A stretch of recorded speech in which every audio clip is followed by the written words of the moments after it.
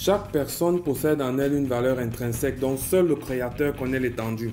Dans nos interactions mondaines de tous les jours, nous attribuons ou non de la valeur aux gens selon des critères qui sont reconnus dans notre société comme valeureux. Seulement, avec l'évolution des années, on constate que l'échelle des valeurs a été complètement bouleversée. Je veux par là dire que les personnes qu'on érige en modèle et que l'on admire n'y sont plus pour les mêmes raisons qu'auparavant. Pire, elles y sont parfois pour des raisons diamétralement opposées. Dans cette vidéo, je mets sur la table la question de la valeur qu'on attribue aux gens. Je vais à travers deux exemples de notre vécu quotidien vous montrer comment l'échelle des valeurs s'est complètement renversée dans notre société.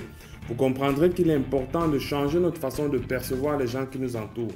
A tout de suite.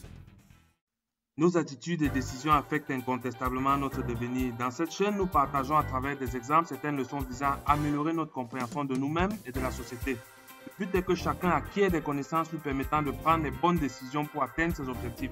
N'hésite pas à laisser un commentaire à la fin de cette vidéo pour donner ton avis, car personne seul n'a le mot d'emploi de la vie. Je t'invite à cliquer sur j'aime, à t'abonner à la chaîne et à activer la petite cloche afin de recevoir une notification chaque fois qu'une nouvelle vidéo sera publiée.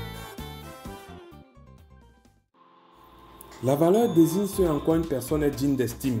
Lorsqu'une personne devient digne d'estime, on l'érige en modèle, on veut lui ressembler, on veut faire comme elle.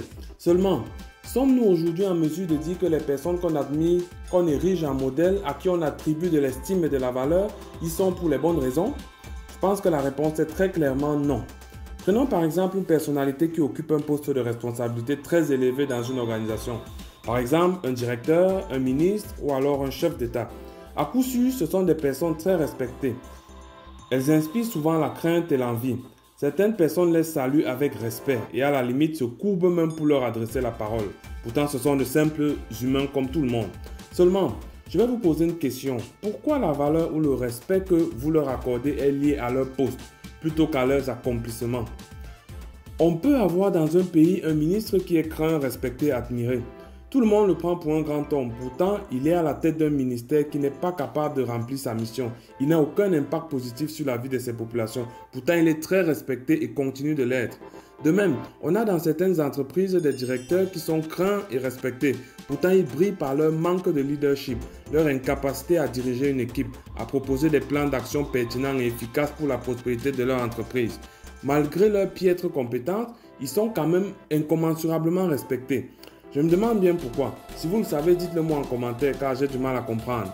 Moi, je pense que la valeur qu'on attribue à une personne doit être liée au service qu'elle rend, à son efficacité et à son utilité pour ses semblables.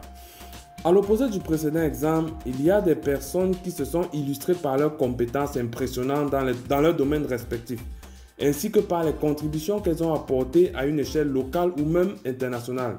Ça peut être dans les domaines de la musique, du sport, de la science ou autres. Ces personnes ont gagné parfois des reconnaissances internationales. Pour ces gens, on constate souvent qu'on ne leur donne pas le respect et la valeur à la hauteur de leurs accomplissements. Le terrain privilégié de cet exercice malsain est les réseaux sociaux sur lesquels on voit des personnes qui sont inconnues de tout le monde, qui n'ont rien accompli de significatif dans leur vie, mais qui insultent, calomnient et médisent d'autres personnes qui sont des personnes exceptionnelles, des personnes aux réalisations impressionnantes, parfois à l'échelle internationale. Je me demande pourquoi les choses sont ainsi. Pourquoi on ne sait pas reconnaître la qualité des gens et leur donner le respect qu'ils méritent? Une fois de plus, si vous avez la réponse, dites-le moi en commentaire.